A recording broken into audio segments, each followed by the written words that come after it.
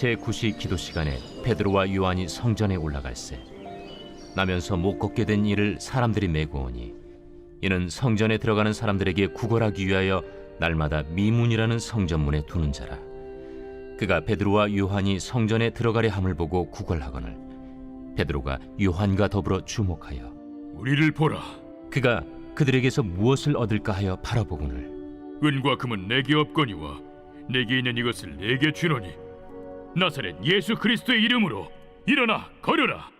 오른손을 잡아 일으키니 발과 발목이 곧 힘을 얻고 뛰어서서 걸으며 그들과 함께 성전으로 들어가면서 걷기도 하고 뛰기도 하며 하나님을 찬송하니 모든 백성이 그 걷는 것과 하나님을 찬송함을 보고 그가 본래 성전 미문에 앉아 구걸하던 사람인 줄 알고 그에게 일어난 일로 인하여 심히 놀랍게 여기며 놀라니라. 나은 사람이 베드로와 요한을 붙잡으니 모든 백성이 크게 놀라며 달려나아가 솔로몬의 행각이라 불리는 행각에 모이거늘 베드로가 이것을 보고 백성에게 말하되 이스라엘 사람들아, 이 일을 왜 놀랍게 여기느냐? 우리 개인의 권능과 경건으로 이 사람을 걷게 한 것처럼 왜 우리를 주목하느냐? 아브라함과 이삭과 야곱의 하나님, 곧 우리 조상의 하나님이 그의 종 예수를 영화롭게 하셨느니라. 너희가 그를 넘겨주고 빌라도가 놓아주기로 결의한 것을 너희가 그 앞에서 거부하였으니 너희가 거룩하고 의로운 일을 거부하고 도리어 살인한 사람을 놓아주기를 구하여 생명의 주를 죽였도다. 그러나 하나님이 죽은 자 가운데서 그를 살리셨으니 우리가 이 일의 증인이라. 그 이름을 믿음으로 그 이름이 너희가 보고하는 이 사람을 성하게 하였나니 예수로 말미암아 난 믿음이 너희 모든 사람 앞에서 이같이 완전히 낫게 하였느니라. 형제들아, 너희가 알지 못하여서 그리하였으며 너희 관리들도 그리한 줄 아노라. 그러나 하나님이 모든 선지자의 입을 통하여 자기의 그리스도께서 고난받으실 일을 미리 알게 하신 것을 이와 같이 이루셨느니라. 그러므로 너희가 회개하고 돌이켜 너희 죄 없이 함을 받으라. 이같이 하면 새롭게 되는 날이 주 앞으로부터 이를 것이요 또 주께서 너희를 위하여 예정하신 그리스도 곧 예수를 보내시리니 하나님이 영원 전부터 거룩한 선지자들의 입을 통하여 말씀하신 바 만물을 회복하실 때까지는 하늘이 마땅히 그를 받아두리라. 모세가 말하되 주 하나님이 너희를 위하여 너희 형제 가운데서 나 같은 선지자 하나를 세울 것이니 너희가 무엇이든지 그의 모든 말을 들을 것이라. 누구든지 그 선지자의 말을 듣지 아니하는 자는 백성 중에서 멸망받으리라 하였고 또한 사무엘 때부터 이어 말한 모든 선지자도 이 때를 가리켜 말하였느니라. 너희는 선지자들의 자손이요 또 하나님이 너희 조상과 더불어 세우신 언약의 자손이라.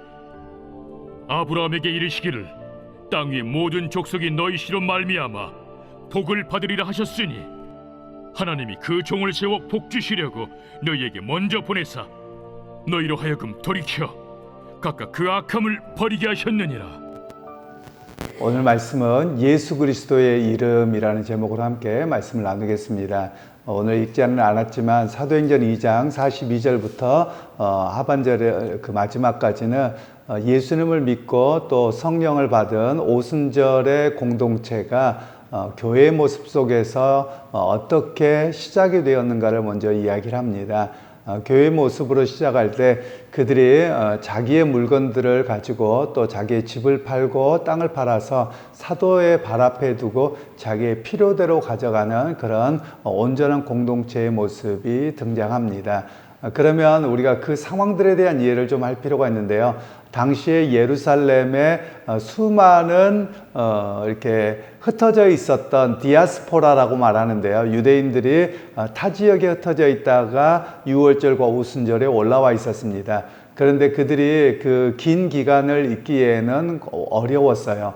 그런 가운데서 그들을 돕고자 바로 그런 자기의 물건을 자기의 것이라고 하지 않고 내어놓는 그런 일들이 있었음을 이야기합니다. 그러면서 오늘 우리에게도 마찬가지입니다. 그리스도인은 어떻게 해야 되는 삶을 살아가느냐? 움켜쥐는 삶이 아니라 오늘날은 이때와 같은 그런 모습까지 가기가 쉽지 않을 수도 있고 또 어떤 공동체는 그렇게 하는 곳들도 있는 걸로 알고 있습니다만 자기의 것을 주장하거나 자기의 너무 자기 주장보다는 오히려 그리스도를 위해서 내 손을 펼쳐서 도울 수 있는 그런 모습이 바로 교회의 온전한 모습이다 라고 할 수 있는 것입니다. 그래서 보통은 우리가 교회들마다 꿈꾸는 교회가 있습니다. 그 꿈꾸는 교회, 또 목회자들이 대부분 그러겠지만 사도행전 2장에 나와 있는 것처럼 그런 공동체를 바라보고 나아가는 것이 교회의 원형이라고 이야기를 하고 있고요. 그 모습이라고 할 수 있습니다. 그러면서 이제 오늘 그렇게 초대교회 공동체가 이 교회 원형이 그렇게 되어지고 나서 이제 베드로와 다른 사도들이 하나님의 말씀을 일반 유대인들에게 담대하게 전하게 되는 내용이 오늘 본문의 이야기입니다. 그러면서 당시에 유대인들에게는 기도의 시간들이 있었습니다. 마치 이슬람의 모습이나 또는 천주교를 보면 기도 시간이 있습니다. 그 기도의 시간들은 유대인들의 유대교의 전통을 따라서 그대로 시간들이 있습니다. 우리 개신교에서는 그 기도 시간을 따로 받지 않았습니다만 이슬람이나 천주교에서는 그 기도의 시간이 있습니다. 그래서 오늘 유대교도 마찬가지고요. 그래서 오늘 본문에 보면 제9시에 성전에 올라가서 기도하려다가 사람을 만나는 사건이 나옵니다. 9시는 오늘날로 이야기하면 오후 3시입니다. 그러니까 오후 3시, 그리고 오전 9시, 오후 3시, 몇 시, 12시 이렇게 해서 기도의 시간이 있습니다. 그래서 그 기도하는 그 시간에 올라가다가 성전 앞에 미문이라고 하는 아름다운 문이 있었는데 거기에 구걸하는 사람이 있었습니다. 그래서 그에게 예수의 이름으로 그에게 구했을 때 오히려 그의 몸이 회복되어지는 역사가 일어났습니다. 그때 베드로와 요한은 내게 은과 금은 없으나 예수 그리스도의 이름으로 명하노니 일어나 걸으라 할 때 걷는 역사가 있었음을 오늘 성경에서는 말씀을 하고 있습니다. 그러면서 오늘 이 본문을 통해서는 우리에게 말씀하고 있는 것이 있죠. 오늘날도 예수님의 이름으로 병 나음의 역사가 있지만 또한 여기에서 병 나음의 목적이 아니라 예수 그리스도가 누구인가 증거되는 것이 더 중요한 일입니다.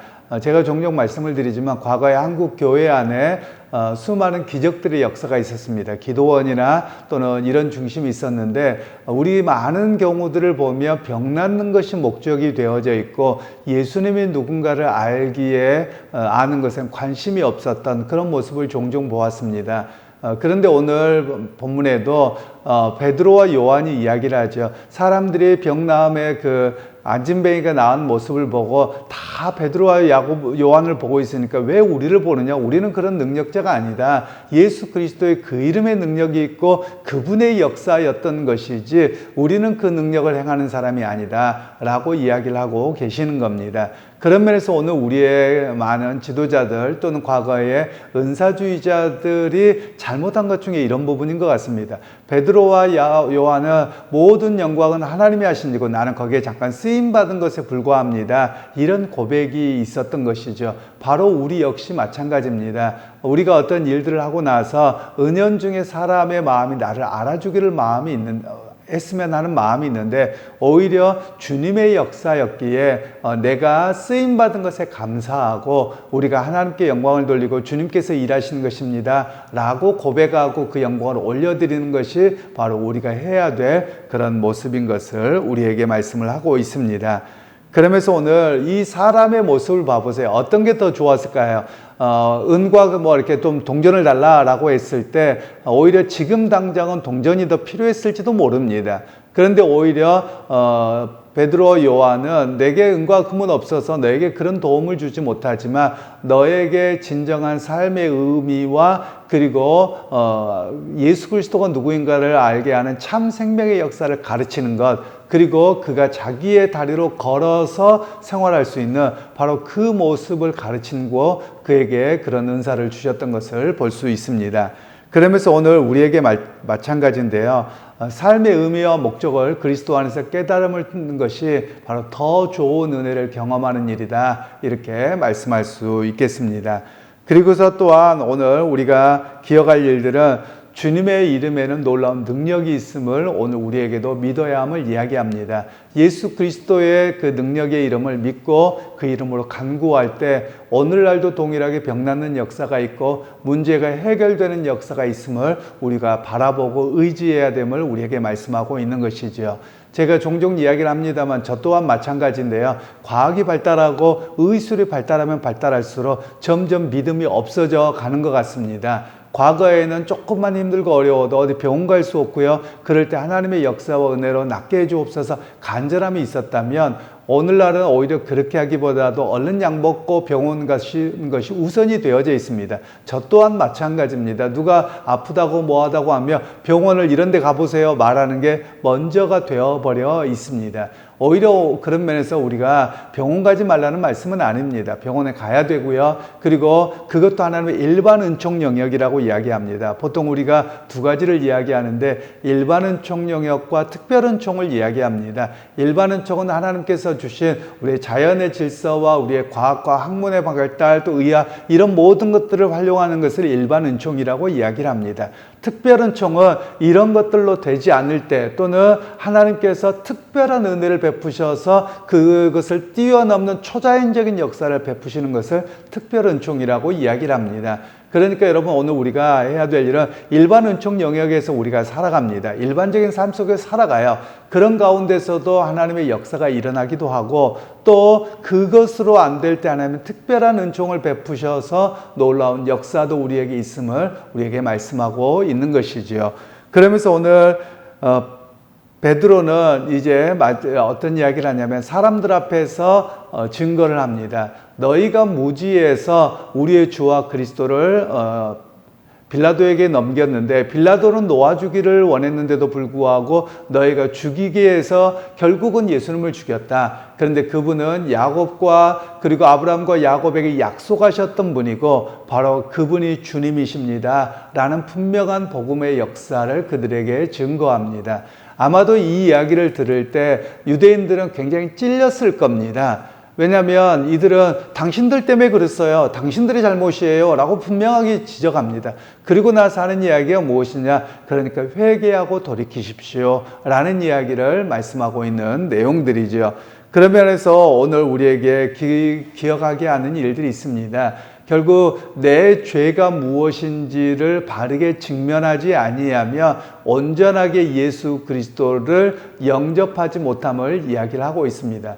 물론 오늘날 제가 베드로와 같이 당신 이거 죄니까 회개하십시오 라고 공개적으로 설교를 한다 못합니다. 한국 사회와 또 어느 교회에서든지 말하기 어려울 겁니다. 그런데 오늘 베드로는 그들의 구체적인 민족적인 어떤 잘못과 이런 것들을 구체적으로 지적을 합니다. 그러면서 너희가 그렇게 했음에도 불구하고 하나님은 예수 그리스도를 살리셔서 우리의 구주가 되게 하셨다. 그러니까 너희가 빨리 회개하고 예수를 믿어야지 않으면 심판을 면할 수 있다. 이렇게 복음을 전하고 있는 것이지요. 그런 면에서 오늘 우리에게도 마찬가지입니다. 내 안에 말씀을 들을 때 내가 부딪히는 것이 있고 찔림이 있다면 빨리 회개하고 주님 앞으로 돌아서는 자가 되어야 함을 우리에게 말씀하고 계시는 내용입니다. 그러면서 오늘 말씀에는 결국 마지막 26절에 하나님이 그 종을 세워 복 주시려고 너에게 먼저 보내사 너희로 하여금 돌이켜 각각 그 악함을 버리게 하셨느니라.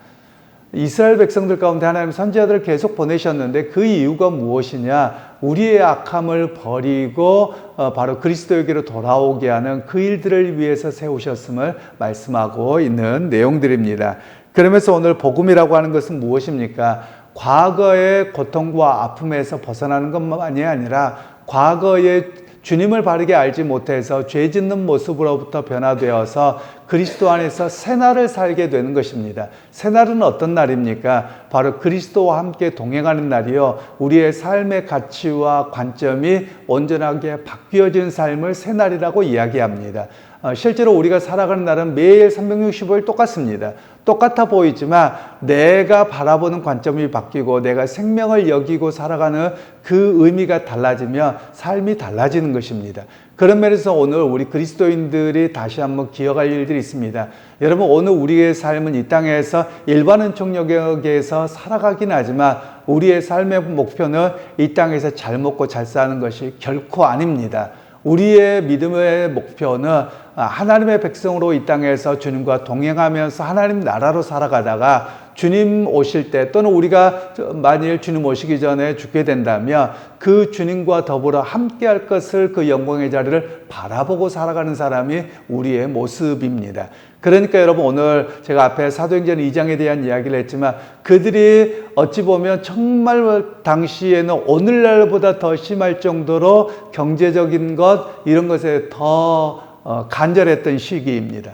그럼에도 불구하고 그걸 놓을 수 있었던 것, 그리고 사도들의 발 앞에 팔아서 다 가지고 와서 놓을 수 있었던 그 이유가 다른 곳에 있었던 것이 아니라 나는 이 땅에 잘 먹고 잘 사는 것이 내 인생의 목표가 아니라 하나님 나라를 따라 살아가고 그러기에 내가 베풀 수 있습니다. 그런 모습이었다라는 것을 이야기합니다. 그래서 초대교회 공동체는 어찌 보면 진정한 그리스도 안에서 새날을 살아가고 꿈꾸고 살아갔던 모습이 바로 그들의 모습이었음을 이야기하는 겁니다. 그래서 여러분 오늘 우리에게도 마찬가지입니다. 여러분 우리의 신앙의 목표와 우리가 믿음 생활하는 바른 이해 속에서 새날을 살아가는 여러분이 되기를 소원합니다. 이 땅의 영원한 것이 이 땅의 목적이 아니라 이 땅에서 하나님 내게 주신 그 복음을 따라서 믿음을 따라 은혜를 따라서 오늘 또 새롭게 바라보고 그리고 내게 주신 은혜를 나누고 그리고 헌신하고 봉사하는 삶으로 살아갑니다. 이런 새날의 고백이 바로 우리의 고백이 되기를 소원합니다. 그리고 예수 그리스도의 그 이름을 붙들고 그 이름을 의지하면서 오늘 또 승리하게 되는 그런 여러분 모두가 되시기를 주님의 이름으로 축원합니다. 하나님 아버지 오늘 또 우리에게 은혜 베풀어 주셔서 예수 그리스도 그 이름의 능력의 이름을 바라보게 하신 것을 감사합니다. 하나님 예수 그리스도를 통해서 죽을 수밖에 없는 우리를 구원하셨고 또 때로는 우리의 문제를 해결해 주셨던 그 주님이 나의 주님인 것을 믿고 그 주님의 나라를 꿈꾸며 살아가는 새날의 새 백성이요 또한 새날의 하나님 나라의 백성으로 살아가는 오늘 우리의 삶이 되게 하시고 그 가운데서 은혜를 누리고 사모하며 살아가는 우리 모두가 되게 하옵소서. 예수님의 이름으로 기도하옵나이다. 아멘.